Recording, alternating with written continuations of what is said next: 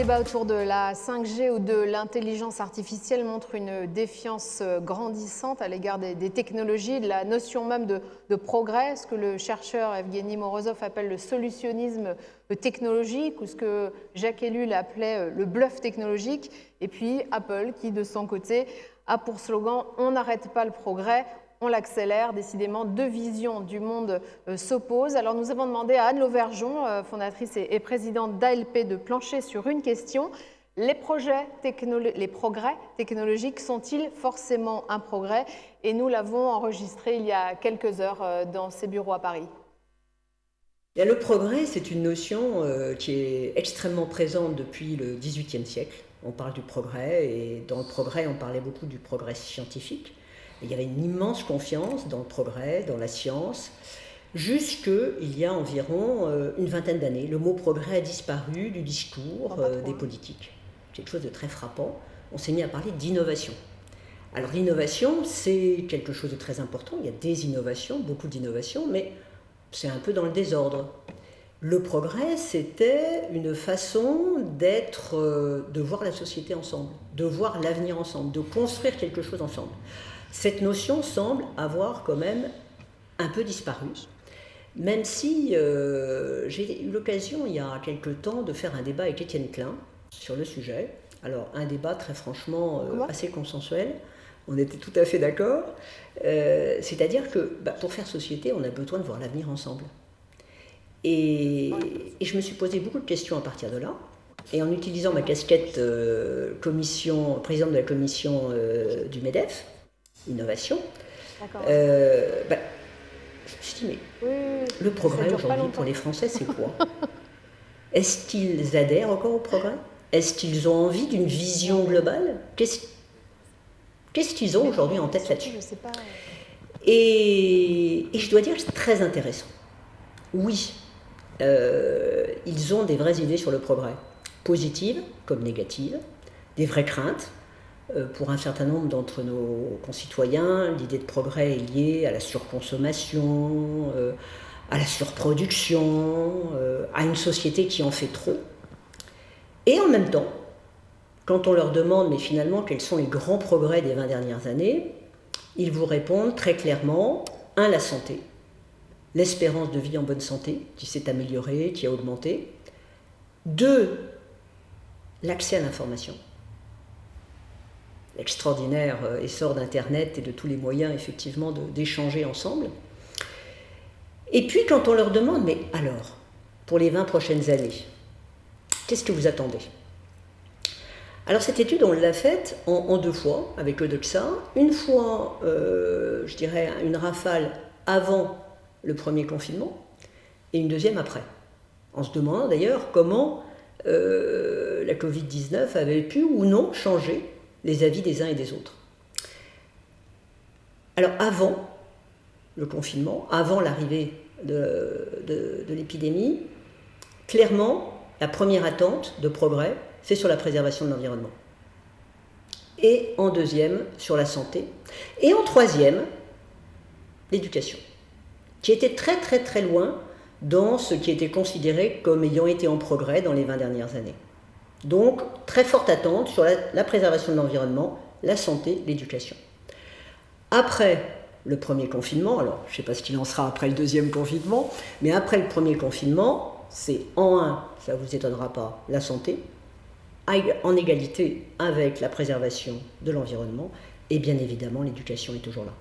Donc, on voit bien qu'il y aurait façon à regarder le progrès ensemble, avec ces éléments-là. C'est une façon effectivement de faire société ensemble, de regarder le futur ensemble, mais en tenant compte de ce que nous disent aussi les Français, c'est-à-dire essayons de consommer moins, essayons de produire moins. Et puis alors le paradoxe dans lequel nous sommes aujourd'hui, c'est qu'on va connaître effectivement un trou d'air économique absolument énorme, donc quelque part une décroissance pour de vrai. Les Français, comme je vous le disais, sont très complexes sur le progrès. Alors ils le sont certainement plus encore que les autres Européens. On est allé regarder ce qui se passait en Allemagne, en Grande-Bretagne, en Italie, en Espagne. les citoyens européens sont plus positifs que nous sur le progrès, moins critiques, moins inquiets. Alors c'est un petit peu paradoxal dans un pays comme la France où on est à l'origine d'un nombre d'inventions absolument incroyables. La France est un pays de créativité incroyable. Alors peut-être parce que les Français perçoivent cette créativité plus comme inscrite dans le passé qu'inscrite dans l'avenir. Alors je crois qu'ils ont tort là-dessus, parce qu'en même temps, ils pensent que les startups jouent un rôle absolument clé dans l'économie, ils sont plus de 60% à le penser, et ils pensent également que les startups nous permettent d'améliorer les conditions de vie, permettront d'augmenter encore l'espérance de vie dans de bonnes conditions, permettent de faire des progrès là où on attend de faire des progrès, préservation de l'environnement, santé, éducation. Donc les startups comme moteur du progrès en France, oui, mais avec une vision aussi assez critique et, comment dirais-je, un petit peu précautionneuse.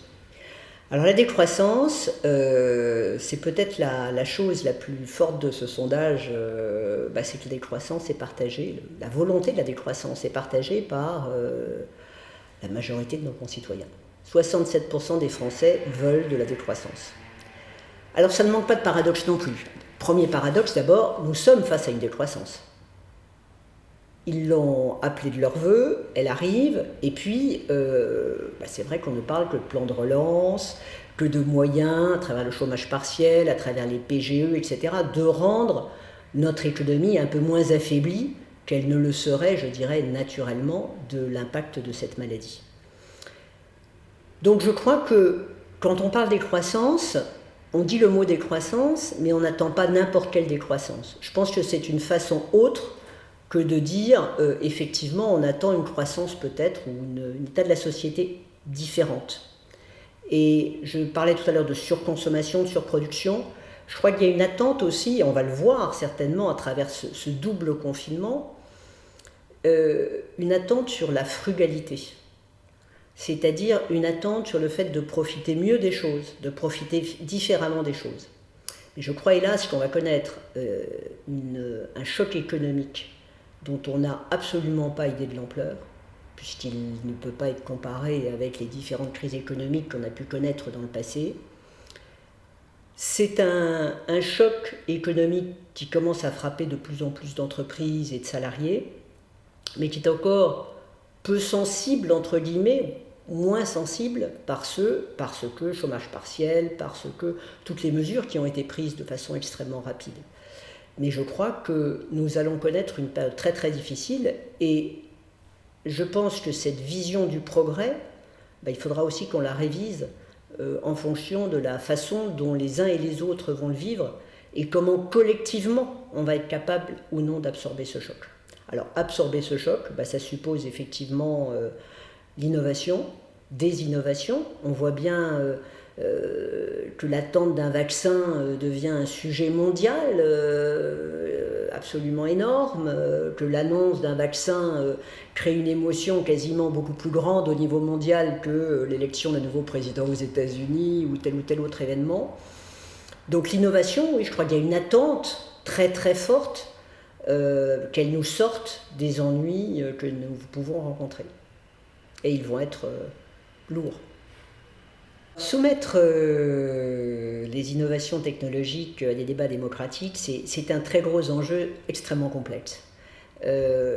En général, d'ailleurs, les populations européennes ont le sentiment d'être pas vraiment totalement informées des évolutions. C'est très compliqué d'expliquer certaines technologies.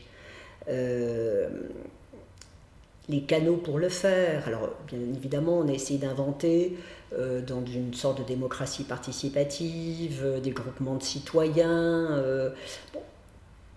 en se disant que 100, 150 citoyens formés pourront avoir un avis pour les autres. Je ne sais pas quelle est la bonne solution. Je pense qu'on tâtonne. C'est une forme de démocratie moderne qu'il faut créer. Alors, on a de plus en plus d'outils pour ce faire.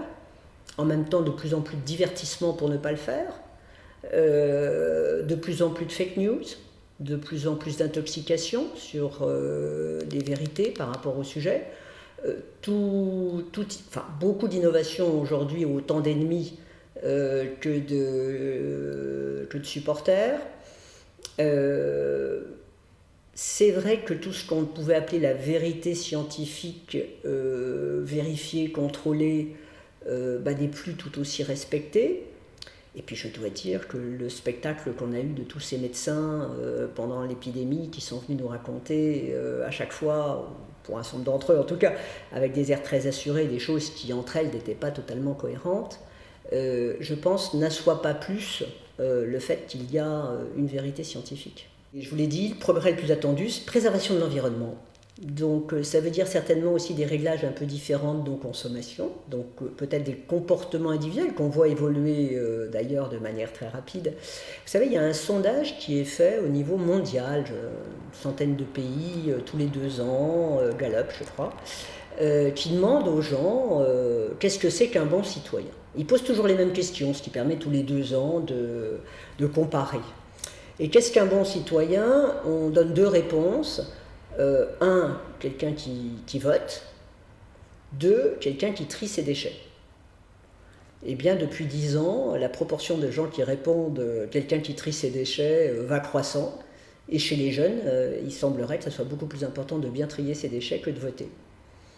Donc, je ne sais pas comment il faut interpréter ça. D'abord, je ne me serais personnellement jamais venu à l'idée de mettre sur un même plan le vote démocratique d'un côté, l'expression du citoyen, et d'un autre côté, ce qui est un acte personnel par rapport à l'environnement. Enfin, semble-t-il, ce sujet-là est maintenant une comparaison possible. Donc je pense qu'effectivement, la préservation de l'environnement est un moteur aujourd'hui extrêmement puissant pour faire bouger les choses, utiliser moins d'énergie, avoir moins d'impact. Et ça, je pense, faire moins de CO2 bien sûr, consommer moins d'eau, consommer moins de matières premières. J'appelle être frugal. Je pense que cette tendance est une tendance lourde et qui effectivement atteint aussi les grandes entreprises. Le fait que les notations extra-financières, le fait que vous ayez de plus en plus des investisseurs qui sont très attentifs à ces sujets, fait que le comportement des grandes entreprises, des moyennes, des petites est en train de bouger. Donc c'est une société qui est en train de bouger, non sans difficulté, non sans haut et bas, etc. Mais en même temps, il faut qu'on arrive à refaire du lien collectif. C'est-à-dire, je ne crois pas qu'on puisse uniquement fonder des progrès sur des progrès uniquement individuels. Il faut les faire, c'est très important, mais il faut aussi que collectivement, on ait une envie d'aller de l'avant ensemble. Progrès, ça vient de progressus, c'est du latin, c'est un vocabulaire militaire, donc ça veut dire gagner du terrain.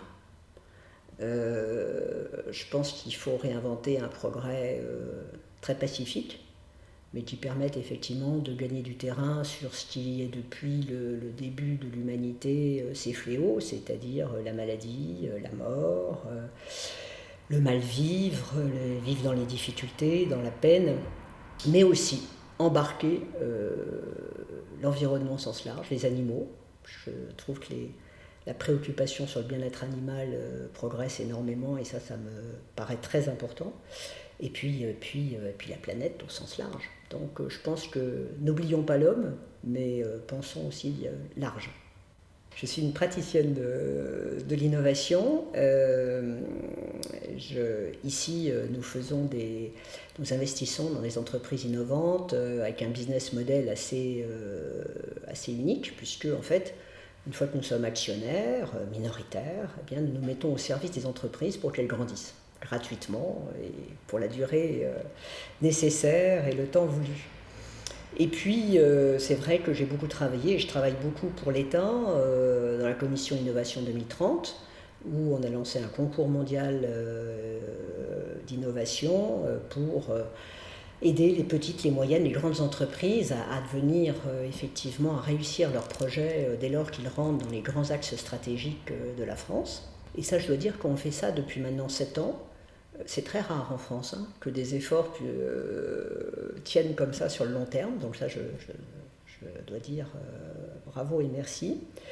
Et puis effectivement, je m'occupe de la commission innovation du MEDEF avec Patrick Erard, et c'est vrai que là aussi on essaie de faire bouger l'innovation, le progrès, pour que la France puisse devenir un écosystème. Alors c'est déjà un écosystème sur l'innovation extrêmement efficace. Dans les débuts des startups, je pense qu'on est un des meilleurs écosystèmes du monde, avec Israël peut-être. Mais quand les entreprises croissent, il y a des périodes extrêmement difficiles ou des relais. Alors BPI est extrêmement présente et aide beaucoup, mais il faut trouver des relais, des fonds. Donc notre écosystème a encore beaucoup de choses à faire, et puis il faut créer un écosystème européen qui soit tout aussi attractif que ce qui existe dans la Silicon Valley ou ce qui est en train d'émerger en Chine. Et je voudrais terminer en disant que ce progrès et cette envie commune, c'est d'autant plus important que si nous, on a peut-être un petit peu perdu ça de vue, il y a d'autres géographies, d'autres pays qui, eux, sont obnubilés par ça. Prenez l'émergence de la Chine, qui va être encore plus forte après cette pandémie qu'avant.